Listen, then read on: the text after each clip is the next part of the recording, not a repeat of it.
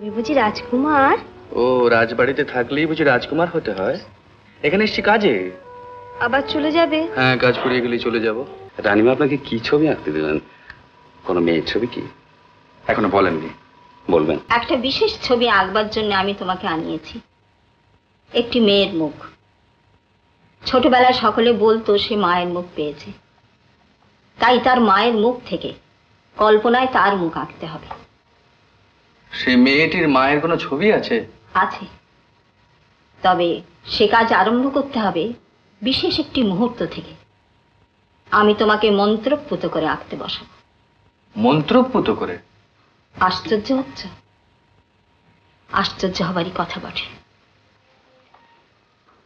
তবে শোনো, আমার একমাত্র সন্তান বসন্ত নারায়ণ রাজা হবার মাত্র 1 মাস পরে হঠাৎ পাহাড় থেকে পড়ে মারা যায়।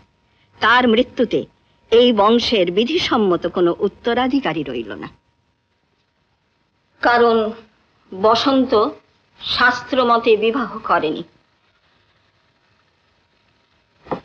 সে যাকে স্ত্রীর মর্যাদা দিয়েছিল সে ছিল সাধারণের চোখে সামান্য একজন বাইজি। কিন্তু আমি জানি সে সামান্য ছিল না। বসন্তর মৃত্যুর ঠিক 1 মাস আগে তার মৃত্যু হয়। ওদের মৃত্যুতে আমার কাছে সব শূন্য হয়ে গেল। রাত কোটে আর থাকতে পারলাম না। চলে গেলাম তীর্থ ভ্রমণে। সেখানে এক ভীষণ খবর পেয়ে চলে এলাম। শুনলাম বসন্তর একমাত্র কন্যা 4 বছরের শিশু চন্দ্রলেখাকে খুঁজে পাওয়া যাচ্ছে না। আর সেই সঙ্গে আমার বিশ্বস্ত চাকর লক্ষণকেও। সমস্ত ব্যাপারটা আমার কাছে ষড়যন্ত্র বলে মনে হলো। সে আজ 15-16 বছর আগেকার কথা। ওদের আমি তন্ন তন্ন করে খুঁজলাম, কোথাও পেলাম না। সকলের ধারণা ওরা মরে গেছে। আমারও তাই মনে হয়েছিল। কিন্তু কিছুদিন আগে রাত্রে স্বপ্নে মা ভবানী যেন বললেন চন্দ্রলেখা বেঁচে আছে। মায়ের নির্দেশ মিথ্যে হয় না। তাই কাশী থেকে সিদ্ধ পুরোহিত আসছেন।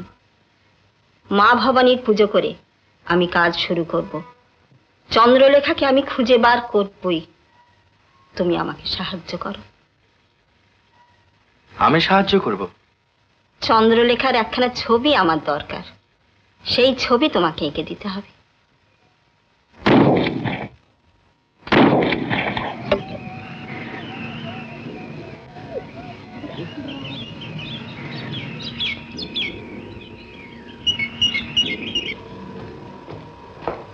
এই যে জয়ন্তবাবু, তারপর কেমন লাগছে জায়গাটা? ভালোই তো। আমি অবশ্য এখানে থাকি না, এই আপনি আসবার কয়েকদিন আগেই আমি এখানে এসেছি। আচ্ছা। এর মধ্যে বেরিয়ে পড়বার জন্য হাঁপিয়ে উঠেছি। এরই মধ্যে বেরিয়ে পড়বে? নেশা মশাই নেশা। এইসব হিমালয়ের কন্দরে কন্দরে জানোয়ার সাপ এইসব ধরে বেড়াই তো। হ্যাঁ, সে তো দেখলাম সেদিন। ছাড়া এখানে তো সবই গেঁয়ো ভূত, কথা বলবার পর্যন্ত একটা লোক নেই। তারপর রাজামশাই মারা গেলেন। রাজামশাইয়ের মেয়েটাকেও কারা ধরে নিয়ে গিয়ে মেরে ফেললো। তারপর থেকে আর এখানে আমার আসতে ইচ্ছে করে না। তবে আসতে হয় যখন রানীমা ডেকে পাঠান। তারপর আপনি এখানে কদিন আছেন? না, ঠিক নেই কিছু। রানীমা আপনাকে কি ছবি আঁকতে দিলেন? কোনো মেয়ের ছবি কি? এখনো বলেননি, বলবেন? রানীমার এখনো ধারণা যে মেয়েটা এখনো বেঁচে আছে। আশায় আশায় দিন যে গেল, রতন মিলল না। সবুর সয় তবু মেয়েও বলল না। না আবার চোখ রাঙিও না। আমি ওইখানে বসে বসে তোমার তাক দেখছিলাম। সবটা ফুকে গেল। চিরকালটা এমনি করেই ফসকে যাবে, ফসকে যাবে, ফসকে যাবে। তুমি কে?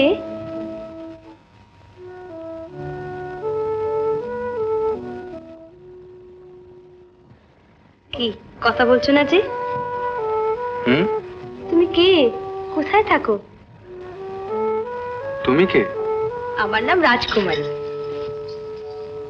সবাই আমায় রাজ বলে ডাকে। বাহ, চমৎকার নাম তো। থাকো কোথায়? আগে থাকতাম দাদুর কাছে রানীকোঠে। এখন থাকি ওই মঠে। দাদু আমায় মঠে দিয়ে গেছেন কিনা। ও, তা তুমি তখন মঠে ওই রকম লুকোচুরি খেলছিলে কেন? আমার খুব মজা লাগছিল। এবার তুমি বলো, তুমি কোথায় থাকো? আমি থাকি অনেক দূরে, শহরে। এখানে থাকি রাজবাড়িতে। তুমি বুঝি রাজকুমার? ও, রাজবাড়িতে থাকলেই বুঝি রাজকুমার হতে হয়? এখানে এসছি কাজে। আবার চলে যাবে? হ্যাঁ, কাজ ফুরিয়ে গেলে চলে যাব। তা তুমি তো দেখলাম বেশ ভালোই নাচতে গাইতে পারো। কে শিখিয়েছেন তোমাকে নাচ গান? গান শিখিয়েছেন মহান্তজি, আর নাচ শিখেছি ওই পাহাড়ি মেয়েদের দেখে। আচ্ছা। আমার নাচতে গাইতে খুব ভালো লাগে। বাহ, তুমিও তো খুব ভালো গাইতে পারো। মোটেই না, তুমি আমার চেয়ে অনেক ভালো গান করো। কখনো না, তুমি আমার চেয়ে অনেক ভালো গাও। তুমি না তুমি, তুমি না তুমি। আচ্ছা, না হয় মানলাম আমি ভালো গান করি, কিন্তু ওই দেখো মঠের ঘন্টা বাজলো। আমি যাই, মহান্তজি আবার রাগ করবেন তো। মহান্তজি বুঝি খুব রাগী লোক? মোটেই না, মহান্তজি খুব ভালো। চলো না, তুমি ওর সঙ্গে আলাপ করবে, চলো। না না, আজ থাক, হ্যাঁ, পরে একদিন যাব, কেমন?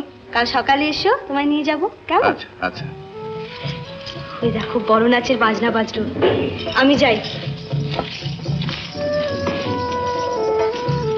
কাল সকালে এসো কিন্তু।